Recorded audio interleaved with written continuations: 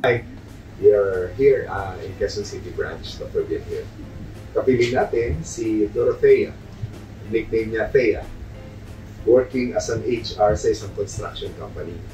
Pero ginagawa namin itong video na to dahil refer siya ni Pastor Bob.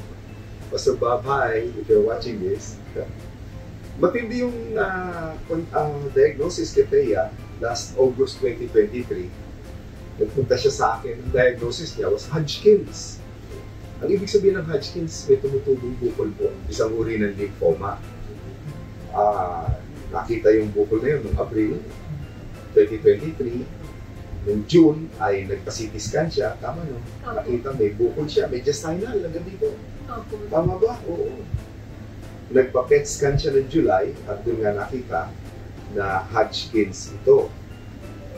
Pero, dahil siya nagpunta dito sa akin, after monthly na nag-check up tayo, naglagay tayo ng swero sa kanya, sabi ng UST sa kanya, in remission.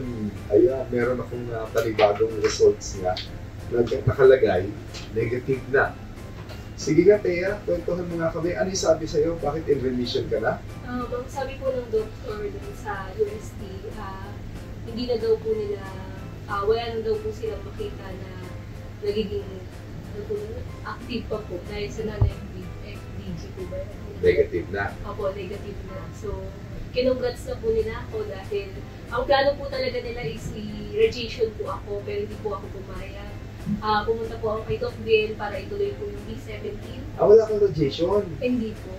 Pero nagpagaling sa'yo yung prayer and day over talaga eh. Opo. Sino nagpa-prayer sa'yo? Bali, si Pastor Bob po, pati po sila Pastora Joyce, yung buong church po namin, sila Pastora Joby, yung family po nila. Na grabe po, every Sunday po, everyday nga din po nababanggit po nila na palagi po ako sinasama sa prayer. And praise God po kasi wala na pong makita sila Doc Ben and for remission na din daw po ako. Oo nga eh. Actually, ang pagkakaroon ng Hodgkin's lymphoma for some people, siyempre, devastating yung kwento yun. Di ba, no? Okay. Huwag na parang kang pinagsaklo, bakit ako may ganito? Wala ka namang bisyo, di ba? Wala po.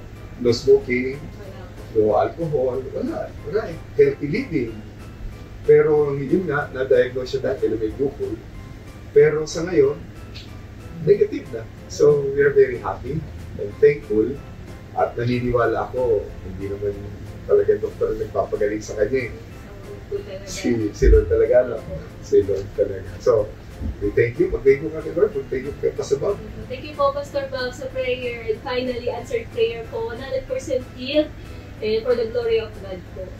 Glory of God. Thank you. Thank you po. Without God, you are nothing. But with God, you have everything. God is like oxygen. You can't see Him, but you can't live without Him. If you'd lost everything in life, but still have God, you lost nothing. Because if God is all you have all you need. Your job is temporary. Your money is temporary. Your pain, your stress.